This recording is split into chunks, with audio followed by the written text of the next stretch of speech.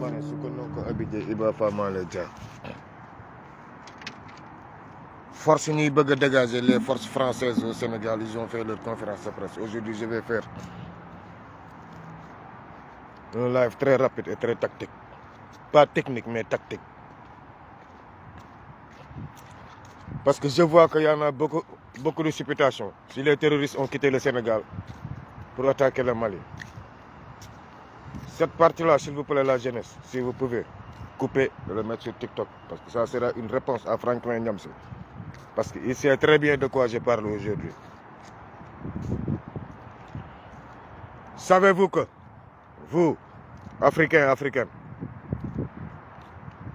le corps diplomatique de chaque pays, le corps diplomatique, il y a beaucoup de mafia et beaucoup de trafic qui se passe à travers la diplomatie, c'est-à-dire le corps diplomatique. Dans leur véhicule, on met des armes, dans leur véhicule, on met tout. D'abord, un policier sénégalais ne peut pas rentrer dans un consulat ou une ambassade, ça soyons d'accord. Maintenant, si l'armée française est bel et bien installée au Sénégal, si l'armée française est au Mali, si l'armée française, mais qui sont ces terroristes si ce n'est pas l'armée française même? Les armes, ça les provient d'où? Où sont les armes que Macky Sall avait achetées au Sénégal qui étaient destinées pour les élections présidentielles? Où sont ces armes? C'est dans le nord du pays. Les armes là ont transité par où? Ousmane Sonko, sais-tu que le problème des terroristes là, ce n'est pas seulement le Malien, ce n'est pas le Burkina, c'est nous tous. Parce qu'il y a des bases françaises à l'intérieur de chez nous. Tant qu'il y a ces bases françaises là, tu n'es pas couvert. Comment on déstabilise un pays? Ça, Franklin Nyamsi sait très bien comment on déstabilise un pays. Et lui, s'il dit, je signe, je persiste, il travaille pour le panafricanisme, c'est faux. Ils ont des buts très bien précis et moi, je ne suis pas dans ce genre de buts. Je ne suis pas dedans.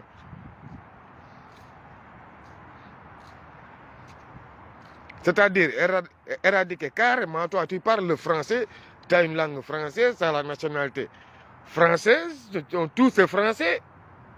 T'es un putain, tes enfants sont nés là, c'est des racailles ici, des petites cités de Évreux. Je ne sais pas de Rouen. Maintenant, tu viens là et puis tu veux foutre le bordel. Non, non, non. Franklin Nyamsi, c'est un ami intime. Intime, je vous dis, intime. De la fille de Paul Biya, d'abord. Qui finance à travers beaucoup de choses. Et comme Alassane Ouattara. D'après la visite de Bassirou Diomaye Faye. D'après la visite de Bassirou Diomaye Faye. D'après la visite de Bassirou Diomaye Faye. Alassane Ouattara n'est pas tombé d'accord sur beaucoup de choses avec Bassirou Diomaye Faye. Raison pour laquelle le financement qui fait traîner, ce Franklin Nyamsi, le financement qui le fait traîner, vient des mains d'Alassane Ouattara à travers Macky Sall qui a été, Franklin Nyamsi a été reçu par un des émissaires de Macky Sall ici même en France. Je signe, je persiste. C'est le gars là qui a financé son voyage du Mali là pour qu'il aille trouver là-bas Ousmane Sonko et puis saboter l'arrivée de Ousmane Sonko. J'ai honte quand je suis que il y a des activistes qui travaillent pour leur poche et non pour l'Afrique. Allahu Akbar. Inna lillahi wa inna lillahi raji'un. Où est la conviction? Heureusement que je me suis très tôt séparé de vous. Heureusement, je me suis très tôt séparé de vous. Parce que j'ai vu que moi, quand je viens, je vois des pachas devant moi, des Français devant moi qui veulent venir défendre mon Afrique. Là où je viens moi, là où je comprends mieux que vous. Vous tous, les panafricains qui vivent là, qui sont nés là. Non, non, non, vous n'êtes pas des Africains. Et vous, Africains, les complexes que vous êtes. Allez écouter Franklin Nyamsi quand il parle. Il dit, vous les Africains. Lui, il sort du lot. Donc, panafricain, ça veut dire quelqu'un qui a voyagé, donc il est plus éveillé que vous. Donc, il met le mot Panam devant Africain, ce qui fait que vous avez son complexe. Or, vous êtes les originaux. Moi, je suis africain. Je ne serai jamais un panafricain. Raison pour laquelle, même Kémy Séba, il fait ses erreurs de l'Afrique. Comment tu peux traiter un gars qui est né en Afrique, qui a tout réussi en Afrique, tu le traites d'Africain, et puis toi, tu es panafricain, quoi. Toi, tu es plus africain que lui, quoi, idéologiquement, quoi. Mais la jeunesse, est-ce que vous vous entendez réfléchir quand j'entends des gens me parler de Kémy Séba ou de Franklin Nyamsi, quoi, jusqu'à avoir... Est-ce que vous vous entendez parler? Les panafricains, mais Cheikh Anta Diop n'est pas un panafricain. Non, Cheikh Anta Diop, c'est un Africain. Les Amadan Sokho, les Ablaye Bathily que vous voyez, mais c'est des révolutionnaires. Le mot panafricain, mais ça vient de... Mais c'est les jeunes d'ici que les Blancs ont massacré. C'est les jeunes d'Allemagne que les Blancs ont massacré. C'est eux qui se réclament panafricains. Mais moi, aucun Blanc ne m'a jamais massacré. Je ne suis pas un panafricain, moi je suis un révolutionnaire, man. Soyez éveillés. Moi, quand j'entends tout le monde dire que moi je suis panafricain, mais les Africains là doivent s'éveiller. Mais allez, vous, ouais, nique ta mère, nique ta race, man. Fuck you. Fuck you, man. Eux, tous quand ils parlent, les Africains doivent se réveiller. Parce que eux, c'est des panafricains. Niquez votre mort. Même si tu es là en France, je suis là, dépose plainte, nique ta mère devant le juge. Je vais te dire que si tu es panafricain, nique ta mère. Avec l'Afrique que tu as côtoyé avec la France, nique ta mère. Fils de pute, man. Moi, quand j'entends beaucoup de personnes parler, et puis ils nous traitent, nous les Africains, d'Africains, quoi. Eux, ils sont en France, ils sont en Allemagne, ils sont aux États-Unis, c'est eux qui comprennent mieux que les Africains. Et vous, jeunes Africains qui n'avez rien dans la tête, allez sur TikTok, vous voulez l'accepter. Jusqu'à les Ivoiriens insultent les Maliens insultent les Sénégalais insultent les Mauritaniens. Nous sommes à l'heure d'un bloc, nous sommes à l'heure de l'unisson. Vous, la jeunesse, ne vous foutez pas de nous. Si les gouvernants ne sont pas au rendez-vous, vous, la jeunesse, vous devez être au rendez-vous de l'Afrique. Ne vous foutez pas de notre gueule. Vous, la jeunesse africaine, là, ne vous foutez pas de nous. Il faut que ça s'arrête. Vous nous emmerdez en fin de compte. Il y a trop de injures dans les réseaux. C'est parce que vous n'avez rien compris. Vous n'êtes pas une jeunesse créative. 75% de la jeunesse, c'est une jeunesse de merde qui ne pense qu'à des loisirs. Aller faire des loisirs, Oscar des vacances, Premium Fête, va suivre les télés africaines. Là où à cette heure-là, va en Chine, il y a concours pour électronique, pour les enfants de 7 ans qui doivent aller à l'école primaire. Actuellement là, ils font des concours. On te donne un portable cassé, décapité, pour qu'un enfant de 7 ans fasse ça. Ça, c'est une jeunesse créative. Mais on a une jeunesse de merde qui a trop de temps, qui ne pense qu'à s'injurier toute la longueur de la journée. C'est la merde. Afrique, il faut que vous réveillez cette jeunesse-là. Vous nous foutez la honte. Faites mais merde. Qu'est-ce qui se passe avec notre jeunesse? Va en Philippines. Allez-y en Philippines, vous allez voir. Bangladesh, allez-y. Dès que tu quittes l'école, pendant toutes les vacances, tu vas créer quelque chose pour aller vendre. Tu vas créer quelque chose. Les moteurs de véhicules là, on te les donne. En tant que jeune, vous venez. S'il le faut faire 3 ans, chaque vacances, vous venez pour relever ce moteur-là. C'est déjà mort. Vous allez le faire démarrer. Ils n'ont plus besoin des usines. Vous n'êtes pas une jeunesse créative. Dieu veut la vérité. Dieu veut la vérité. Dëgg moo ma sonal. Sénégal, vous n'êtes pas créatif. Vous n'êtes pas une jeunesse créative. Fecc foo ree werante. Ka tàccu. Taag jigéen ñi wër la ngeen ni ŋaang ñebatu. Créé leen teg sur la table lan la. Loo leen war a créé yéen loo leen andil ndeyu réew mi mama yéen yaa ngeen naan Sonko Diomaye ñii naan Macky Sall mais qu'est-ce que vous avez apporté lan quoi de neuf. toog fecc fooree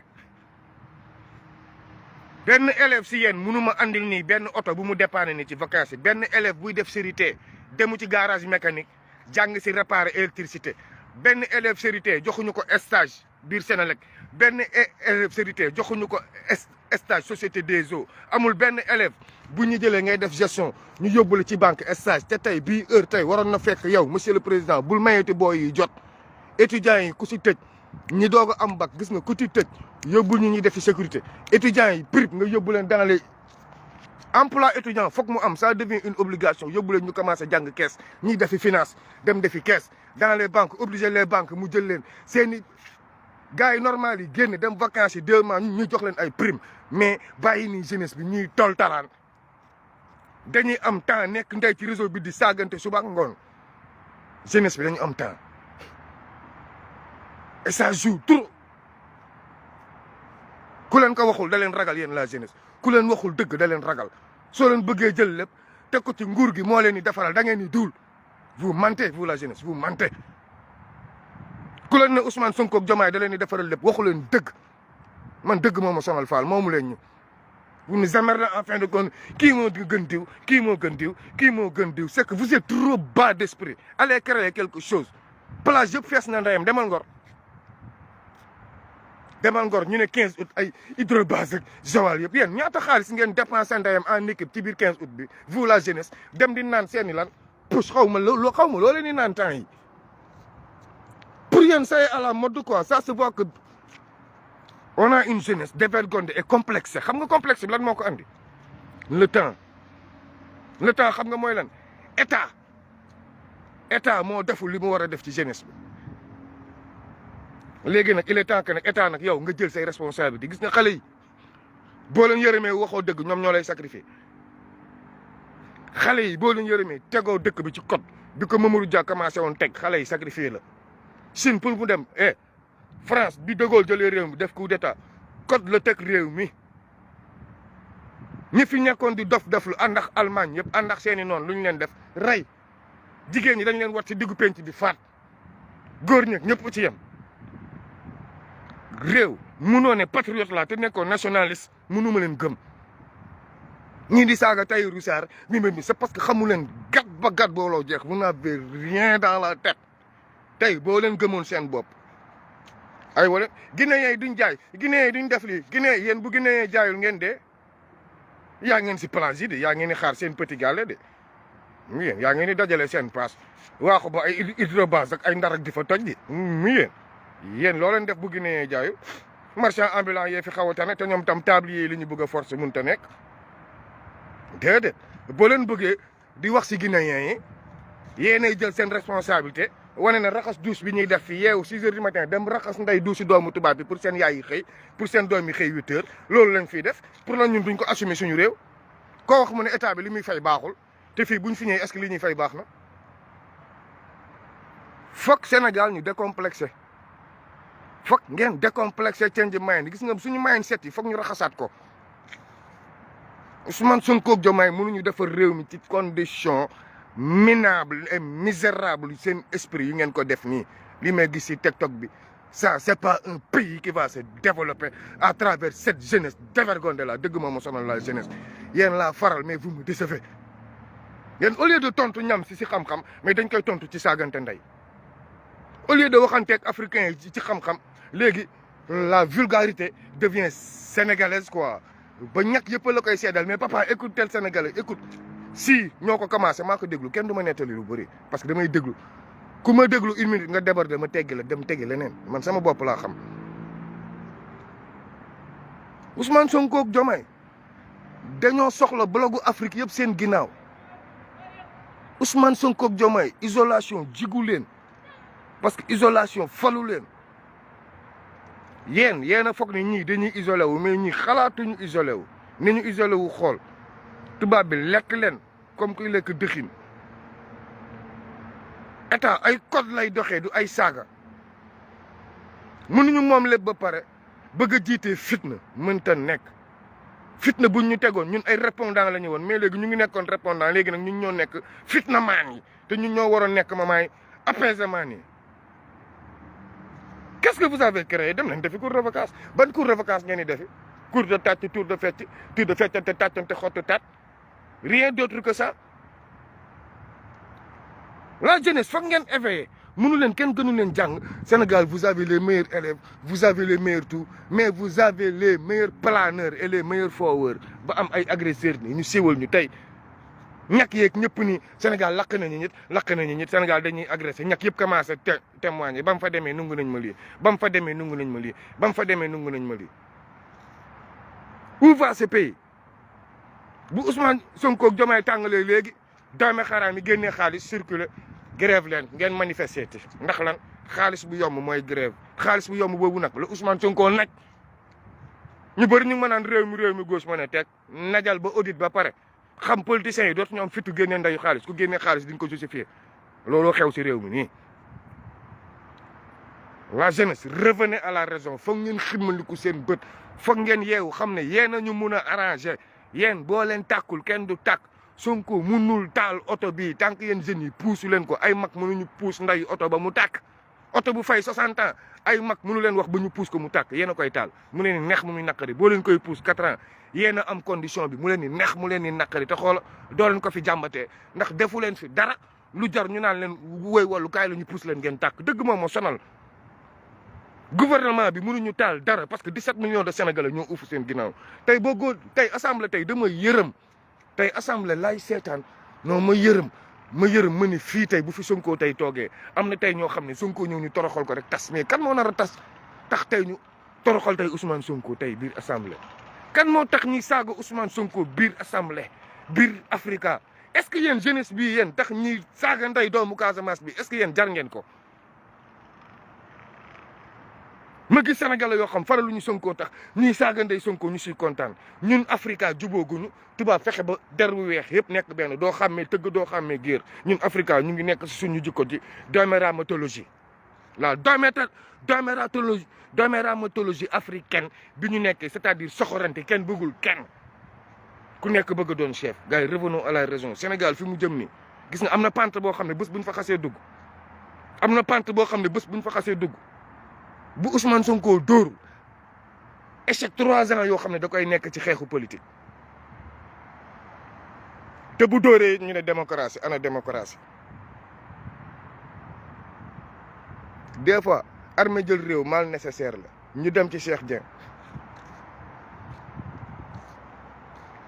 temps yëpp maa ngi yuuxu ci Serigne Gueye Diop état bu ne ay lobby ñoo lay fal waxoon naa ko ay code la lii moo taxoon bi ma leen ne jël leen waa Pastef ñu dugg liggéey jarul xool diplôme lii moo doon code ba munuma bokk PDS jiite woon amoon samay deal samay entreprise tey ma ñëw faluwaat bëgg a delluwaat samay entreprise yow nga ñëw ak entreprise patriotique nga ne ma yow dama lay jox entreprise patriotique bi gars yi li ngeen bëgg a def munta ne Ousmane Sonko ak monsieur le président Bassirou Diomaye Faye li ngeen bëgg a def munuta ne directeur généraux bu bokkul Pastef il va vous sacrifier roulement état nii lay def de du moom kese commencé gum conférence de presse am na ministre yoo xam boo leen dàqee dëkk bi toj de y a de ces erreurs ça ne se commet pas d'accord réew mi nekkul woon si yoon bu ngeen arranger réew mi mais faal dugal ngeen seen bopp loo xam doo leen xam foo leen koy waxee de daam foo xam doomu aadama boo fa toll luuraa bi rëy koo bokkalul idéologie bul bokk ak moom taabalu réunion koo bokkalul idéologie bokkal ak moom salon wala salle de réunion mais taabalu réunion koo bokkalul idéologie waru fa toog élection législative bés boo leen def la ba ànd ak PDS man moo wàccu Pastef ba abadan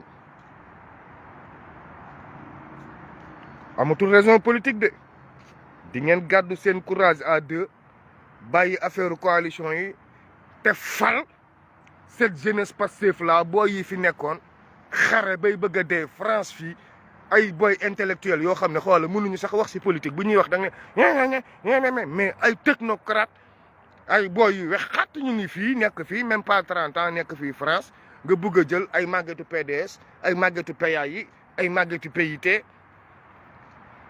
ay Ablaye Bathily di leen fal au nom de quoi ñoo xam ne lekk ni ISEM bi day tëb dafay tëb neex naqari oligarque yi lobby yi nekk ministère du commerce yow Serigne Gueye Diop da ngay takk ndey sa fit par force naaru libanais yi dootuñu fi am marché ñoom Ilimane Lam nekk fi ay ñoom Aziz Ndiaye ngeen di dagg seen marché di ko jox ay daame xaraamu étranger jël ab pël bëgg ko jox 40% sénégalais yi nga jox ñii 5%, ñii ay 12000 tonnes ak ñii ay 12500 tonnes, ñii ay 25000 tonnes jël ab naaru libanais bëgg leen jox ay 400000 tonnes ngeen wax nga naan noonu liñ fi fekk daaw lañ fiy def ren Bassirou Diomaye Faye nee na du fi amee monsieur le président circulaire bi mu circulé c'est très clair nee na la defal ma avis appel d'offre nga ñëw déposer ko sama table experts yi étudier ko merci monsieur le président kilifa noonu lay def.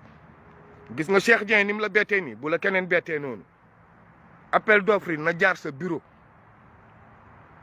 yow tu t'en fous de leur lobby mais le reste ñun ñëpp xam nañ suñ ku ne yaa ngi ak sa lobby bopp booy jéem a approché nguur gi xam nañu nu muy doxee lobby mënu si ñàkk c'est obligatoire ku leen ko waxul tam waxu leen dëgg mais nag lobby lu muy mën di am lobby étrangère moo fi dootul jëriñoo ñoom Moustapha Tall ñi fi ne du ma la nëbb de ay doomaraam lañ ci peuple sénégalais bi parce que saa yi dañuy sacrifier peuple sénégalais mais man Moustapha Tall li muy xajja seen doomi xaram yëpp ñoom ñoo ma gënal tubaab bi ak naar bi bëggaat jël marché bi du fi amee de.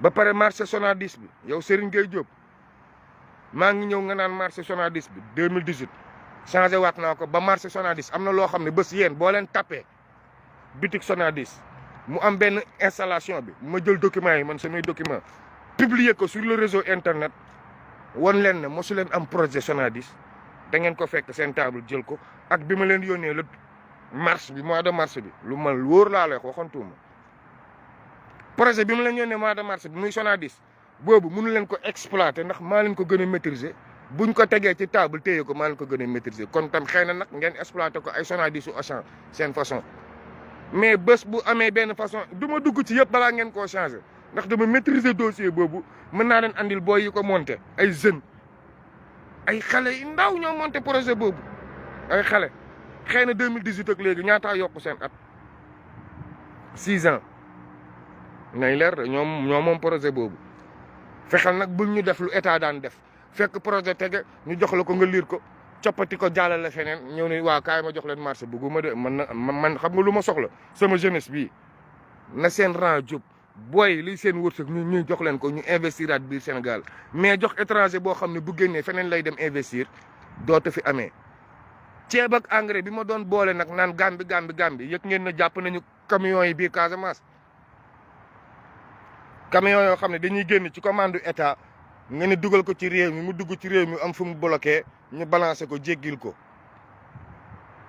te mission bu Gambie bi militaire yi xam nañ bu leen dof xam ngeen lu may wax loolu dootu fi amee jël ay ceeb port bi transité ko pour un commerçant encaissé def seen poche booy militaire yi nekk mission di bëgg a dee ku ci wax ngeen delloo ko Sénégal dootu fi am de gars yi magoy bi fi am dans l'armée ki yëpp dootu fi am de militaires yi si boppam dañu bokk ci diilu balde bi bu ñu wàccee ceeb bi Gambie dañ koy roñ def ko ci camion militaires yi du fay suñu douane sénégalaise d'abord Guinée Bissau boo leen gisee temps yi ñoom ñëpp nekk si pénurie Gambie bloqué maa leen gën a wóoyu fuuf nee naa leen suñu làmmiñ la ñu yor boo leen def loo ñu woo autorité compétente yi affaire yi yàqu ndax soxlaatuma bokk diil du ma korom kenn Cheikh Dieng nag dafa njëkk a wax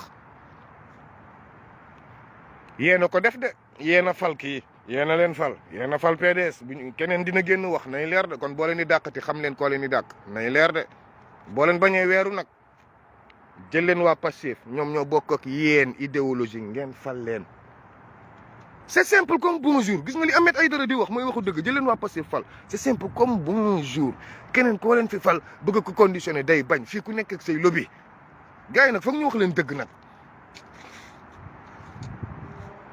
pour ñu passer clôturer si xale yi laay wax ba tey investissement xale yi les jeunes filles mères Ziguinchor bi ma yor ak yéen ñi di dem màggal Touba ak xale yi accident yi bëri na ndax ku fàtte li la fal